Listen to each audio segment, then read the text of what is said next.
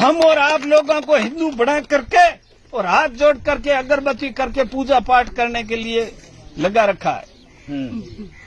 ये अंधविश्वास हमारे को ले डूबेगा। संत रविदास जी ने कहा कि जात पात के रोग में उलझ रहे सब लोग, मानुषता को खाते हैं रेदास जात का रोग। ये जाति का रोग है जो हमारा पीछा कभी नहीं छोड़ेगा, और इस जाति के रोग ने हम लोगों को बर्बाद किया है। और अपने को अब अपनी जाति इंसान के रूप में रखनी चाहिए, हम किसी से कम नहीं।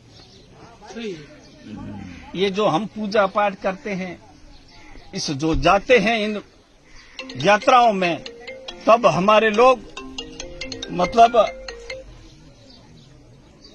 बहुत सारे जाते हैं। अरे भाई, आपने क्या जुल्म किया? आप किस लिए जाते हो देवताओं के यहाँ? कबीरदास ने कहा कि बायर भटके कोई तेरे सब सुख है घट मोई। और फिर उन्होंने दूसरे एक दिया है कि है हजूर तो तू दूर क्यों बतावे। हमारे अंदर ही है सब कुछ है जो। और आपको मैं ये बताना चाहता हूं, जिसकी श्रद्धा है वो भगवान को माने, ईश्वर को माने, अल्लाह को माने। ये स्वतंत्र भारत है और धर्मनिरपेक्ष देश है। लेकिन मैं आपको कहता हूं, ये धर्म के नाम पे बहुत बड़ी दुकानदारी चल रही है। कोरोना काल में सारे दरवाजे बंद हुए। आपसे किसी ने घोई मांगी, कोई यात्रा मांगी किसी देवी देवता ने? तुम्हारी बहन बेटी को कोई अंदर देवता आया क्या कोरोना के काल में? मैंने देखा घुटियां जो आती हूं करे, वो आदमी और औरत को किसी को ही नहीं आई।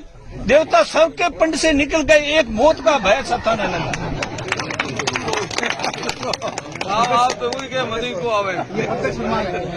तो ये बात सत्य है कि ये अंधविश्वास है जिसको हमने जकड़ के रखा है।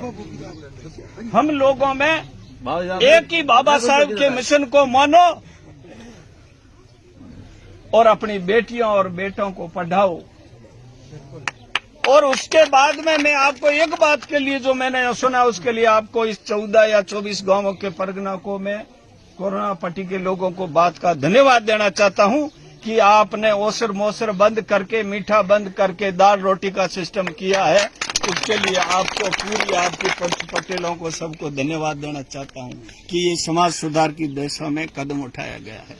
अगर किसी परिवार की आर्थिक स्थिति सक्षम है तो तुम्हारे और हमारे जो बाप दादा, उसका नाम परमानेंट रखने के लिए हमारी जो छात्रावास है, जिसमें हमारे समाज की उन्नति का जो मंदिर है, उस छात्रावास में बच्चे पढ़े, उसके लिए कमरा बना के दे दो।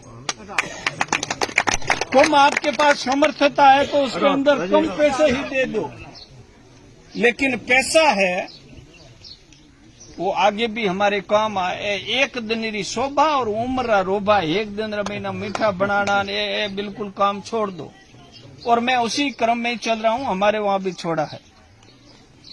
और दूसरा, इस समाज को मैं अंतिम बात कहता हूं कि अगर समाज को अगर गुलामी से मुक्ति दिलानी है तो गुलामी से मुक्ति दिलाने का एक तो हथियार है शिक्षा, और दूसरा जो रुलने से बचाने के लिए आपको शराब छोड़ना पड़ेगा।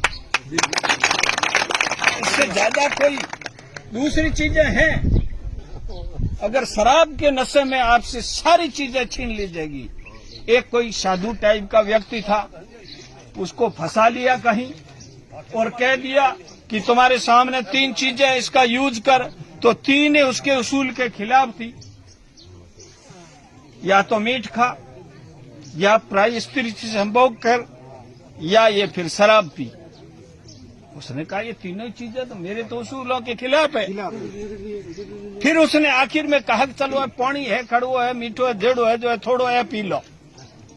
फिर जो ही उसने वो थोड़ा सा दारू पिया तो उसकी इच्छा हुई, जो उसने उस मांस को खा लिया।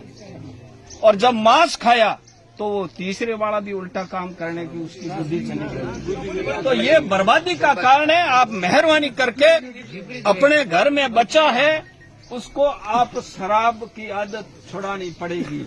और छुड़ाने के लिए आपके बड़े बुजुर्गों को इस आदत को छोड़ना पड़ेगा। नहीं तो जिसका बड़ा भाई है शराबी तो छोटा पिए तो क्या है, खराब। फिर कहते हैं कि नहीं ये जो अपन रुड़ाने वास्ते करे नहीं हो। देखो, मैं एक आपको लास्ट बात कहना चाहता हूँ। मैं वहां गया जब वो जो पाली में मर्डर हुआ था जितेंद्र का, उस गांव के अंदर गया तो वहां पर 250 गांव में मेघवालों के घर है और करीबन 600-700 घर है जो राजपुरोहितों के है और छोटे मोटे कोई दूसरे होंगे।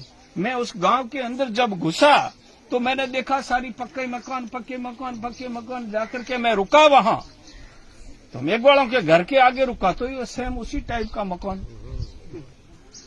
मैंने कहा अभी तो मेघवाल और मोहल्लो तो कौन आए, क्योंकि जैसी दशा देखो आप बाहर, क्योंकि घर तो यही है।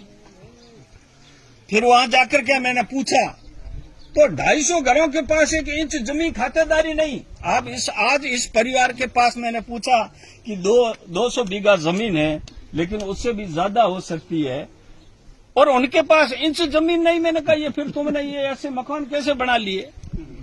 तो एक उन लोगों के साथ में 1 इंच जमीन नहीं तो मजूरी कहाँ किसके खेत में जाए, खेत किसका जोतेंगे, ये तो आप समझ ही गए। लेकिन एक चीज उस गांव से उनको फायदा भी हुआ। वो क्या फायदा हुआ कि उस गांव के अंदर, पुरोहितों के गांव के अंदर एक भी ठेका नहीं लगने दिया उन्होंने, पुरोहितों ने। उस चीज का फायदा उस मेघवालों को मिला, नहीं तो फट भर लेता। और वो लोग पढ़ लिख गए और शराब नहीं पीने की वजह से उन लोगों का नुकसान नहीं हुआ। तो आप समझिए खराब है, वो बहुत खराब है। आप लोगों ने मुझे सुना तो ये